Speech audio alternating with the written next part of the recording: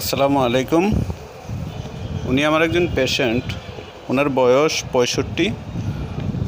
তো ওনার অনেক বছর থেকেই পিঠে একটা টিউমার ছিল। তো এই টিউমারটা অপারেশন হয়েছে। অপারেশন হওয়ার পরে ওখানে আবার দেখা দিয়েছে। তা আমার এখান থেকে ওষুধ খাওয়ার পর এখন অনেকটাই ভালো। তো ওনার যে উন্নতিটা হয়েছে ওনার মুখ থেকেই শুনুন। জি, আসসালামু আলাইকুম রহমতুল্লাহ বারাকাত। আমি দীর্ঘ 7-8 বছর যাবৎ এই টিউমারটা নিয়ে খুবই কষ্ট করছি। অনেক জায়গাতে ওষুধ খাইছিলাম, কোনো অ্যাকশন হয়নি। এই স্যারের কাছে আমি যখন নাকি ওষুধ খাচ্ছি, আজ 4 বছর হয়, 3বার খাইছিলাম ওষুধ।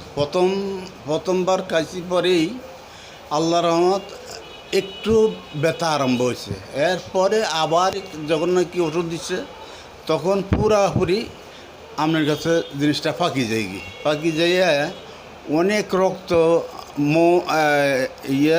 অনেক কিছু বাইরে। এখন মোটামুটি আমি সুস্থর দিকে।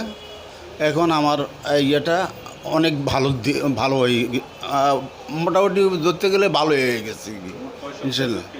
হ্যাঁ, মোট 3 সপ্তাহ ওষুধ খেয়েছিলাম। যে 3 সপ্তাহে আল্লাহ রহমত অনেক কিছু আমি সুস্থ, এখন ভালো আল্লাহ রহমত। আসলে হোমিওপ্যাথিতে এই ধরনের রোগী আমরা প্রতিদিনই পাই এবং সুস্থতার হারও অনেক বেশি।